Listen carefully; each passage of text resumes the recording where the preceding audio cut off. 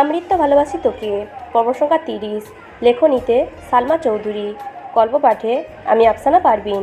রাত 9টার দিকে আলী আহমদ খান আর মোজাম্মেল খান বাসায় ফিরেছেন। খাওয়া দাওয়া শেষ করে আবিরকে দেখতে এসেছেন। কিছুক্ষণের মধ্যে তানবীরও বাসায় ঢুকেছে। নিজের রুমে গিয়ে ফ্রেশ হয়ে মেঘের রুমে গেল। হালিমা খান মেঘের মাথায় জলপট্টি দিচ্ছেন। মেঘ চোখ বন্ধ করে শুয়ে আছে।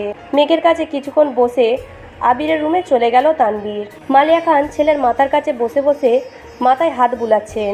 জ্বর কিছুটা কমেছে, তবে হাতে হালকা ব্যথা, সাথে ফোলাটাও আছে। আলী আহমদ খান আর মোজাম্মেল খান চেয়ারে বসে আছেন। তানবীর রুমে ঢুকে অন্য পাশে ঘুরে এসে আবিরের বিছানায় বসলো। কপালে হাত দিয়ে তাপমাত্রা বোঝার চেষ্টা করলো। আলী আহমদ খান গম্ভীর কণ্ঠে বললেন, আবার কোথায় মারপিট করেছিলে? আবির নিস্তব্ধ হয়ে ছাদের দিকে চেয়ে আছে। আলী আহমদ খান পুনরায় শুধালেন, কি হলো? কাকে মেরে নিজের হাতের এই অবস্থা করেছো? আবির আব্বুর দিকে চেয়ে নরম স্বরে বলল, আমি খুবই ভদ্র ছেলে, মারপিট একদমই পছন্দ করি না। আপনি শুধু শুধু টেনশন করেন আমাকে নিয়ে। আবিরের ভাবের কথা শুনে তানবীর বিস্ময় চোখে চেয়ে আছে আর মনে মনে বলছে, বাহ ভাইয়া বাহ, কি নাটকটাই না করছো। বলতেই হয়, আপনি গুরু, আমি শিষ্য, বুদ্ধি আমার কম, আপনি বুঝাইয়া দিলে বুঝিতে সক্ষম। মোজাম্মেল খান কঠিন স্বরে বলে উঠলেন, মারপিট যদি নাই করবা তাহলে এই অবস্থা হলো কেন শরীরের? আবির আমতামতা করে বলল, রাস্তায় কিসের সাথে ধাক্কা লেগে কেটে গেছিল। তানবীর মিটিমিটি হাসছে আর মনে মনে বিড়বিড় করছে, আহারে বেচারা ভাই আমার। আলী আহমদ খান বিরক্তির স্বরে বললেন, আগেই বলেছিলাম বাইক না কিনতে, তিনটা প্রাইভেট কার থাকার পরও তোমাদের হয় না। আজকে যদি গাড়িতে চলাচল করতে তাহলে বৃষ্টিতে ভিজতেও হতো না, হাতের এই অবস্থাও হতো না, আর এখন এভাবে জ্বরে পড়ে থাকতা না। শ্বাস ছেড়ে আবার বলা শুরু করলেন, ঠিকই তো, তোমার বন্ধু সেদিন এসে তোমার কোম্পানির ওপেনিং ডের ইনভাইটেশন দিয়ে গেল। তুমি আধমরা হয়ে পড়ে থাকলে ওপেন কে করবে? আবির ছোট করে বলল, আমিই করব। কপাল কুঁচকে আলী আহমদ খান হুঙ্কার দিয়ে বললেন, এসব ভণ্ডামি বাদ দিয়ে কাজে মনোযোগ দাও। মারপিট করে জীবনে কিছুই করতে পারবা না, শুধু শত্রুর সংখ্যাই বাড়াবা। কোম্পানি শুরু করার অনুমতি চেয়েছো, অনুমতি দিয়েছি।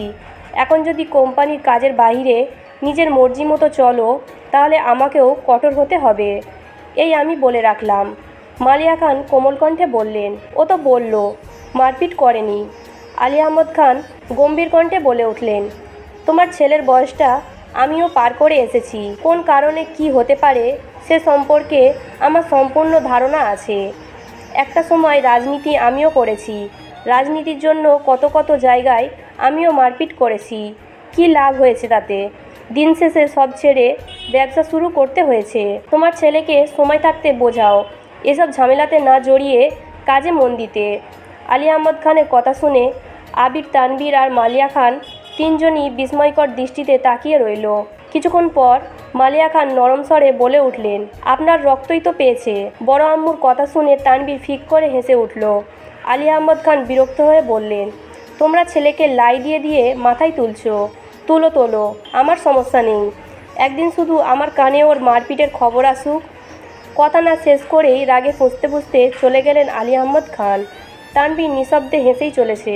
মোজাম্মেল খান কঠিন স্বরে বলে উঠলেন, এত হেসে লাভ নেই। রাজনীতি করার অনুমতি পেয়েছো বলে যা তা করে বেড়াবে তা কিন্তু সহ্য করব না আমরা।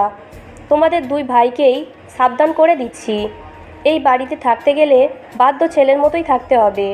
মোজাম্মেল খানও বেরিয়ে গেছেন। মালিয়া খান ছেলের মাথায় হাত বুলাতে বুলাতে বললেন, তুই এত বছর বাইরে ছিলি, এখানে কার সাথে ঝামেলা করিস?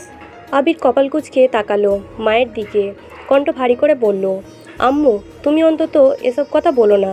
আমি মারপিট করিনি, এমনি কেটে গেছে, এত চিন্তা করো না তো। আবির শ্বাস ছেড়ে আবার বলল, বিশ্বাস না করলে তোমার সামনে তানবীরকে জিজ্ঞেস করছি। কিরে তানবীর, আমি কি মারপিট করি? আবিরের এরকম প্রশ্নে ভেবাচাকা খেলো তানবীর। কিছুটা নড়ে চড়ে হাসি চেপে বলল, না একদমই না। ভাইয়ার মতো নিষ্পাপ একটা শিশু কি মারপিট করতে পারে? বড় আম্মু তুমি শুধু শুধু চিন্তা করছো। মালিয়া খান কিছু বলার আগেই আবির বলে উঠল, আম্মু তুমি এখন আব্বুর কাছে যাও, রাগে ফুঁসতেছে মনে হয়, তুমি ওনাকে সামলাও গিয়া।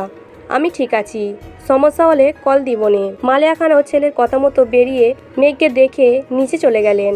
আবির মোলায়েম কণ্ঠে তানভীরকে শুধালো, মেঘ কেমন আছে? তানভীর স্বাভাবিকভাবেই উত্তর দিল, শরীরের তাপমাত্রা তো কমছে না, ঘুমাচ্ছে দেখে আসলাম। আম্মু বলল বিকেলে একটু নাকি কমেছিল জ্বর। আবিরের চেহারায় চিন্তিত ভাব স্পষ্ট বোঝা যাচ্ছে। তানভীর কিছুটা তপ্তস্বরে বলল, নিজেকে আহত করে কি লাভ হলো? দিব্যি দুজন দুই রুমে পড়ে অসুস্থতায় ভুগতেছ। তুমি সুস্থ থাকলে তো বনুর কেয়ার করতে পারতা। আবি চুপচাপ শুয়ে আছে, কিছুই বলছে না। আবিকে নীরব থাকতে দেখে তানভীর ছোট করে শুধালো, ব্যথা কমেছে হাতের? আবির গম্ভীর কণ্ঠে উত্তর দিল, কিছুটা। তানভীর পুনরায় প্রশ্ন করল, খেয়েছো ভাইয়া? আবির সঙ্গে সঙ্গে উত্তর দিল, হ্যাঁ। আবির হঠাৎই তীক্ষ্ণ দৃষ্টিতে চেয়ে তানভীরকে প্রশ্ন করল, কোথায় যাবি বলেছিলি, গিয়েছিলি? কি খাওয়ালো? তানভীর হাসিমুখে উত্তর দিল, নাস্তা খাওয়াইছে। আবির স্বাভাবিক কণ্ঠে বলল, গো হেড। তানভীর শান্ত স্বরে বলল, রেস্ট নিবা, লাইট অফ করে দিব? আবির উপর নিচ মাথা নাড়ল শুধু। তানভীর লাইট অফ করে বেরিয়ে গেছে। ঘণ্টাখানেক পর আবির কোনো রকমে উঠে নিজের রুম থেকে বেরিয়ে ধীর গতিতে মেঘের রুমে এসেছে। হালিমা খান কোনো কারণে নিচে গেছেন। বারান্দার লাইটের আলোতে পরিষ্কার দেখা যাচ্ছে মেঘ গভীর ঘুমে মগ্ন।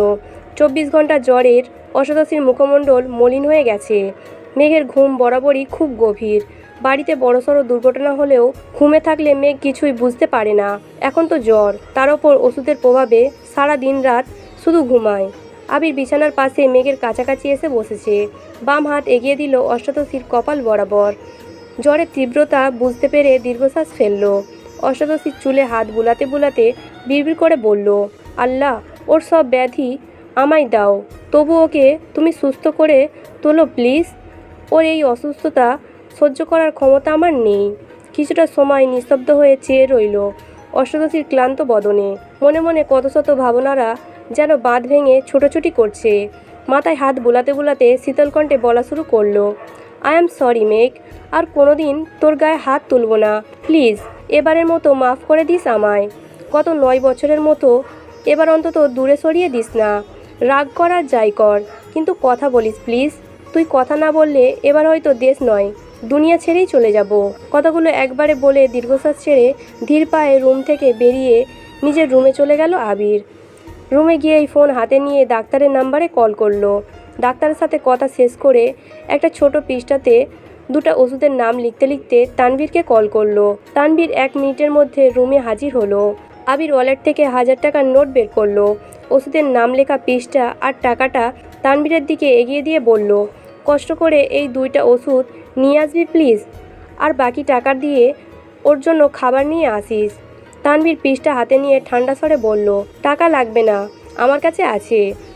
আবির শক্ত কণ্ঠে বলল, নিতে বললাম নে, আর ওষুধ এনে একটা ওরে এখনই খাওয়াইয়া দিস।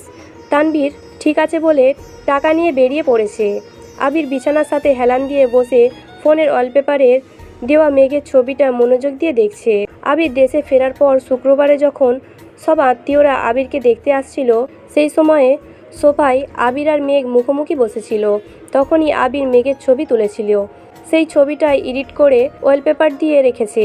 ছবিটা দেখতে দেখতে হঠাৎই ঠোঁটের কোণে এক চিলতে হাসি ফুটে উঠল আবিরের।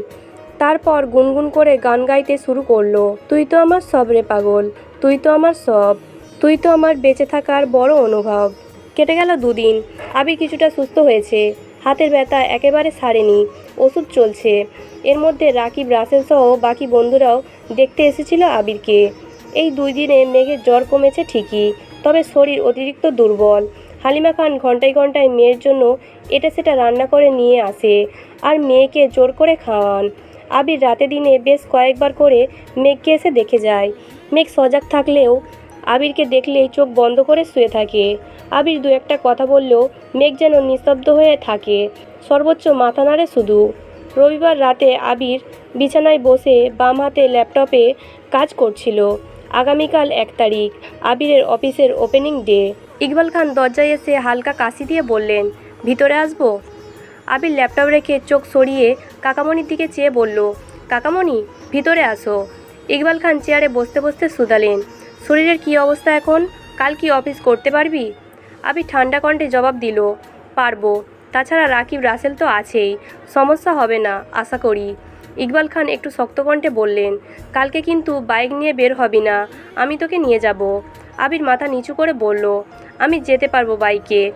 ইকবাল খান এবার কিছুটা রেগেই বললেন, তোকে তো তোর বাবা চাচার সাথে যেতে বলছি না, তুই আমার সাথে যাবি। আমি তোর নিজের টাকা দিয়ে গাড়ি কিনেছি, এখানে ওনাদের অধিকার নেই। আবির গম্ভীর কণ্ঠে বলল। তারপরও, ইকবাল খান রাগান্বিত কণ্ঠে বলে উঠলেন, তারপরও বলতে কিছু নেই, তুই আমার সাথে যাবি এটাই শেষ কথা। আর তুই যদি এই অবস্থায় বাইক নিয়ে বের হতে যাস তখন তো ভাইজান ডাইরেক্ট নিষেধ করবেন, তখন তো বাবার আদেশ মানতে ঠিকই বাধ্য হবি। এত ঝামেলার দরকার নেই, তুই কাল আমার সাথে যাচ্ছিস, এটাই শেষ কথা।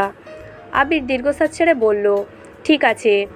সোমবার সকাল সকাল আবির একেবারে পরিপাটি হয়ে রুম থেকে বের হয়ে মেঘের রুমে ঢুকলো। ফিটফাট সুদর্শন আবির ভাইকে দেখে মেঘের বুকের ভিতর ধুকপুক শুরু হয়ে যাচ্ছে। মেঘ বিপুল চোখে তাকিয়ে নিজেকে নিজে প্রশ্ন করছে, ওনাকে এত ভাল লাগে কেন? দেখলেই যেন মনটা শান্তিতে ভরে যায়। আবির মেঘের কাছাকাছি এসে মোলায়েম কণ্ঠে শুধালো, বসতে পারি? মেঘ নির্বাক তাকিয়ে রইল। কয়েক মুহূর্ত পর মাথা হেলিয়ে বোঝালো বসার জন্য। আবির মেঘের কাছাকাছি বসে। ঠান্ডা হাতে মেঘের কপালে আলতো করে ছুঁতেই মেঘ কিছুটা কেঁপে উঠল। আবির চিন্তিত স্বরে বলল, জ্বর তো নেই, তারপরও চোখ মুখ এত শুকনো লাগছে কেন? খাস না কিছু? মেঘ কিছুই বলছে না। আবির পুনরায় বলল, বাইরে কিছু খাবি? আসার সময় নিয়ে আসবো? মেঘ সঙ্গে সঙ্গে মাথা নেড়ে না করলো। আবির উদ্গ্রীব হয়ে বলল, কি খাবি বল? রেস্টুরেন্টের খাবার? কেক, বিস্কুট, চানাচুর, চিপস, চকলেট নাকি আইসক্রিম? মেঘ আস্তে করে বলল, কিছু খাবো না। আবির ভ্রু নাচিয়ে শুধালো, চিপসও খাবি না? মেঘ ছোট করে বলল, না। না বলেই সঙ্গে সঙ্গে উষ্ট উল্টালো। আবির তীক্ষ্ণ দৃষ্টিতে চেয়ে দীর্ঘশ্বাস ছেড়ে বলল, আচ্ছা বাদ দে, আজ আমার নিজস্ব অফিসের প্রথম দিন, দোয়া করিস আমার জন্য।